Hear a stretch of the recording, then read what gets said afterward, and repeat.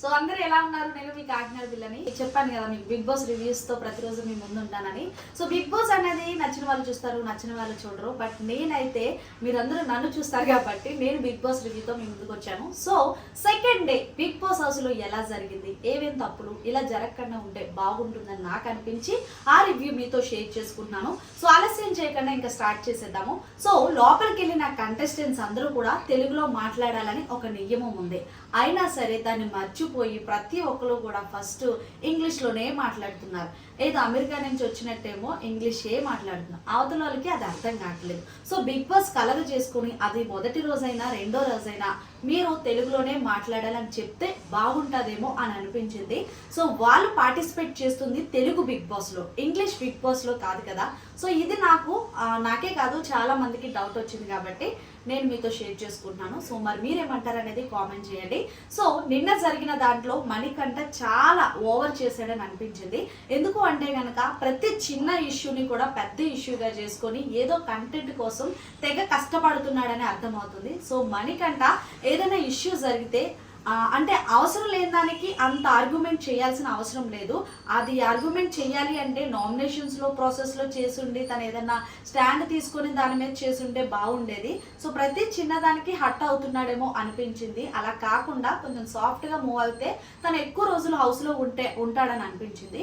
అంతేకాదు సో ఇంకొకళ్ళు ఎవరు అంటే కనుక సోనియా ఆకుల. ఈమె కూడా వచ్చిన కానించి కంటెంట్ కోసం తెగ కష్టపడుతుంది. హౌస్లో ఉన్న కెమెరాలన్నీ కూడా తన్నే చూపించాలని అనుకుంటుందో ఏమో. ప్రతి చిన్న విషయం నేను ఫర్ ఎగ్జాంపుల్ బేబక్క ఏదో కుక్కర్లో భోజనం పెడతానని చెప్పింది. సో అది పెట్టడం ఏదో ఇష్యూ జరిగింది. దానికి నువ్వు భోజనం ఇంత లేట్ అయ్యింది, ఆఫ్ చేసేసావు, నువ్వు మర్చిపోయావు, మీ వల్ల మేము 14 మంది కూడా మీ మీదే ఆధారపడి ఉన్నాము, ఒకవేళ టాస్క్ పెడితే ఏంటి అది ఇదని చెప్పేసి ఒక్క రేంజ్లో ఫైర్ అయిపోయింది. సో అక్కడ ఉన్న హౌస్ మేట్స్ అందరూ అన్నారు ఏదో తప్పు జరిగింది, మొదటి రోజు కదా వదిలేసి అంటే సరే అయినా సరే అలా ఎలా అవుతుందని చెప్పేసి ఏదో పెద్ద ఆమె ఎప్పుడు తప్పు చేయను బిగ్ బాస్ హౌస్లో నేను పర్ఫెక్ట్ అన్నట్టుగా బిహేవ్ చేసింది. మరి చూడాలి సోనియా ఆకుల ఎన్ని రోజులు కొనసాగుద్దో ఏంటో అనేది. సో నెక్స్ట్ పాయింట్ వచ్చేసి మన ఆర్జే శేఖర్ భాష, ఓం ఆదిత్య శేఖర్ భాష అన్న వీళ్ళిద్దరూ కూడా నడుస్తూ మాట్లాడుకుంటున్న సమయంలో మణికంఠని బక్కోడని అన్నాడు. ఇలాంటి చిన్న చిన్న మిస్టేక్స్ వదిలేయడం వల్లే జనాల్లో నెగిటివ్ అనేది ఏర్పడుతుంది. ఆయన చాలా మంచి ఉన్నత వ్యక్తి కాబట్టి మాట్లాడే విధానం కూడా ఎక్కడ ఏ ఓడు జారకుండా ఉంటే బాగుంటుంది. సో మణికంఠ ఏం చేసినా సరే ఆ ముక్క వాడకుండా ఉంటే బాగుండేది. బట్ ఇది ఖచ్చితంగా నాగార్జున గారు మణికంఠకి అలాగే శేఖర్ భాష ఏమన్నాడు అనేది ఏవీలో ప్లే చేసి చూపిస్తారు. ఎందుకంటే కావాల్సింది ఇలా కాంట్రవర్సీ కాబట్టి. సో నెక్స్ట్ విషయానికి వచ్చేస్తే ఫుడ్. సో అక్కడ ముందుగా ఇచ్చింది అక్కడ కమలాకాయ బేబక్ ఇచ్చింది. బేబక్ ఇస్తే మిగిలిన హౌస్ మేట్స్ అభయ్ నవీను అలాగే వీళ్ళందరూ కూడా ఆడుకున్నారు. కానీ ఫుడ్తో ఆడుకోవడం అనేది చాలా పెద్ద తప్పు. ఎందుకంటే మనం తిన్నదాన్ని పరబ్రహ్మ స్వరూపంగా తినాలి ఏదైనా సరే. ఆ ఫుడ్తో ఆటలు అనేది కరెక్ట్ కాదు. కానీ అది సోనియా ఫుడ్తో ఆడకూడదు కదా, ఎందుకు అలా చేస్తున్నారు, అలా చేయకండి, నెక్స్ట్ టైం రిపీట్ అని అంటే బాగుండేది.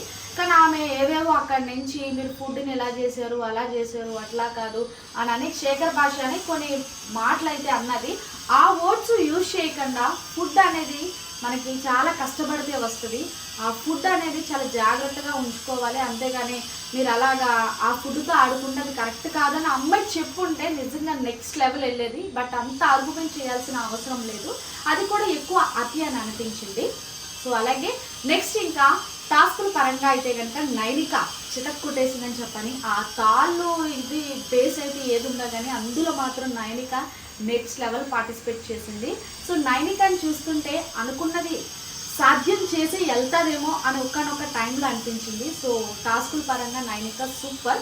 యష్మి విషయంలో కూడా అంత బరస్ట్ అవ్వాల్సిన విషయం అయితే అనిపించలేదు.